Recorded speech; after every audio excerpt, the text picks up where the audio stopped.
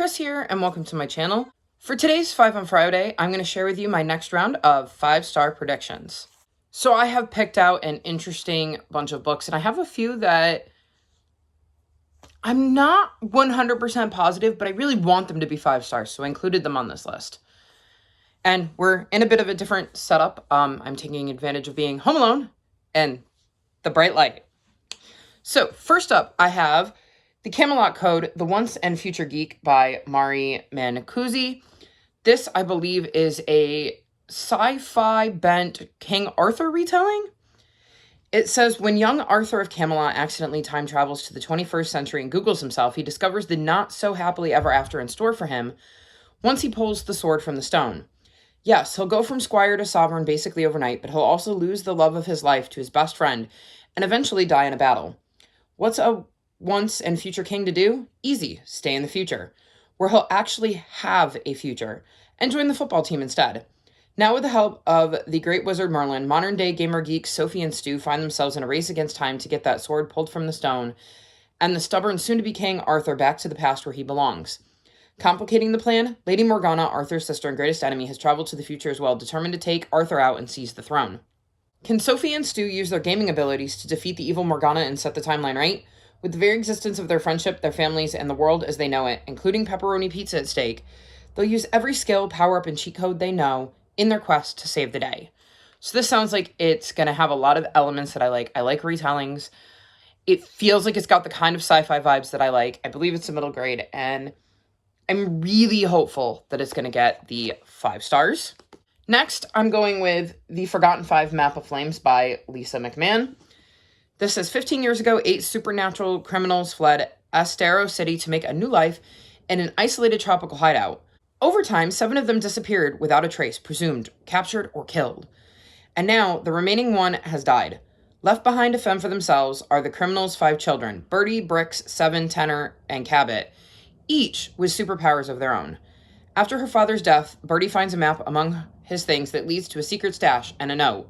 Go to Astero, find your mother, and give her the map. The 5 have lived their entire lives in isolation. What would it mean to follow the map to a strange world full of things they've only heard about, like cell phones, cars, and electricity? A world where, thanks to their parents, being supernatural is a crime. So it feels like these kids are probably going to be a bit of like a found family, which is a trope I really, really like. I'm very curious to see what kind of quests these guys go on, how they handle kind of the modern world, what kind of superpowers they have or supernatural abilities. This one feels like another one that's going to hit a lot of the boxes in things I like in my middle grade fantasies. And I'm very, very curious to see what these kids get up to and how it plays out. Then I got The Vanda Beekers of 141st Street by Karina Yan Glaser. I have heard nothing but phenomenal things about this. This is a book that follows the Vander Beeker children, and it's right before Christmas, and their cantankerous old landlord decides to refuse to renew their release, so the 5 siblings must find a way to change his mind before New Year's. It says all they have to do is show him how wonderful they are, right? But as every well-intentioned plan goes comically awry, what the Vanda Beekers' ultimate need is a Christmas miracle. Funny, heartfelt, and as lively as any street in Harlem, this cozy family novel is about the connections we make and the unexpected twists and turns life can take. So this is one of the ones that's on there that I'm a little less sure about because, I mean, I've heard amazing things about it, but it's also a contemporary. And granted, there's a lot of family vibes, so I'm hoping that will also help. It doesn't seem to be as hard-hitting as some of the contemporaries I usually read, but it sounds like it's going to be a fun family kind of contemporary where a lot of things don't go according to plan, so it feels like it's going to have a lot of humorous moments, and I'm very curious to see what this family gets up to in their quest to save their home. Then I've got an easy one, and that's The One and Only Bob. So I don't have a dust jacket for this because I got it out of a little free library, but this is the sequel to The One and Only Ivan by Katherine Applegate. I've given a lot of her books 5 stars. I believe Bob is a dog, if memory serves, and I have no idea where this takes place. I just know that we met him in book 1. I liked him. I like Katherine Applegate's rating, so it seemed like a safe bet for a 5-star prediction. And then my last one is probably my most risky, and that's Killers of a Certain Age by Deanna Rayburn. So Deanna Rayburn writes another series I read. I can't think of what it's called off the top of my head. That's very annoying. But she writes another series I read, and it's about a, I want to say the word is lepidologist. She catches butterflies, and it's like historical fiction, and she ends up solving murders, and I really like her writing. So this is not related to that series at all. It says, older women often feel invisible, but sometimes that's their secret weapon. They've spent their lives as deadly assassins in a clandestine or international organization. But now that they're 60 years old, 4 female friends can't just retire. It's kill or be killed.